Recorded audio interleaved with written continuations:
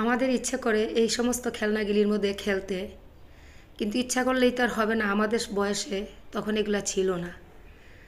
বাংলাদেশে আমাদের অনেক সুন্দর সুন্দর খেলনা বের হয়েছে, কারণ বিদেশের থেকে বেশি আমাদের দেশও ইনশাল্লাহ কম কিছু নাই, অনেক কিছু আছে। বাচ্চাদের খেলনা বাচ্চাদেরই ভালো লাগে। এই সমস্ত জায়গাগুলা পানিয়ে থই থই করছে, এখন শুকায় গেছে গা। তা আমি কিন্তু দুপুরের খাওয়া দাওয়া করে বের হয়েছি, তো এখন আবার নিচে গিয়ে দেখাবো। তো একটু শাক সবজি রান্না করছি, সেটাও দেখাবো। আসসালামু আলাইকুম আপু ভাইয়ের, আশা করি ভালো আছো। তোমরা ভালো থাকো, দোয়া করি। তোমরা যারা দেশ বিদেশ বসে আমার পুরো ভিডিওটা লাইক দিয়ে সাবস্ক্রাইব করে দেখো, তাদের আদর আর ভালোবাসা অন্তর থেকে জানাই।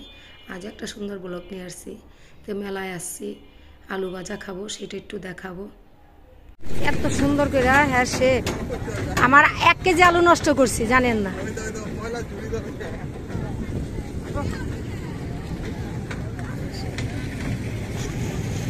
হাঁটবে আর খাবে।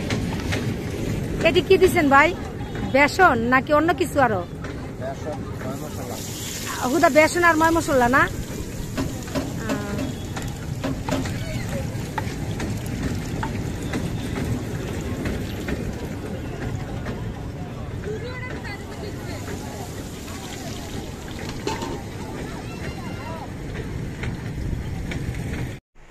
বোন দেখেছি শাক আনতে গিয়ে দেখি কোনো ভাইয়ারা নাই। কটা হেঁচি শাক তুলে আনছি, এটার তোলা দেখাইলাম না কারণ বহুতবার দেখাইছি।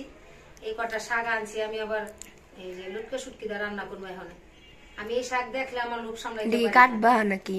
কাটবো না, ধুয়ে অল্প কটা এই শুটকি দিয়ে রান্না করবো। শুটকি গুলি কাটটা নাও। হ্যাঁ, শুটকি একটু কাইটা নেই।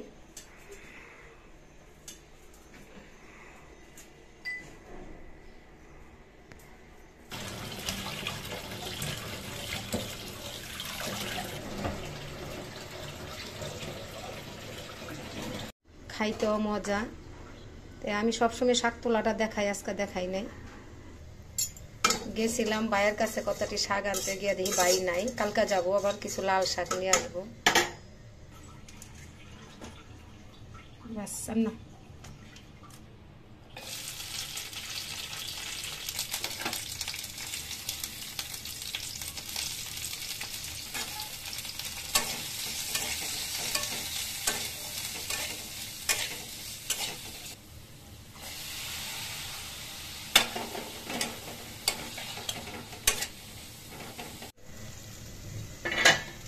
শাকটি দিয়ে দিই, বেশি দিব না, অল্প দিব আর কি। শাকটি দিয়ে ডাইকা দিলাম, একটু নরম হইলে তারপরে লাগা দেব।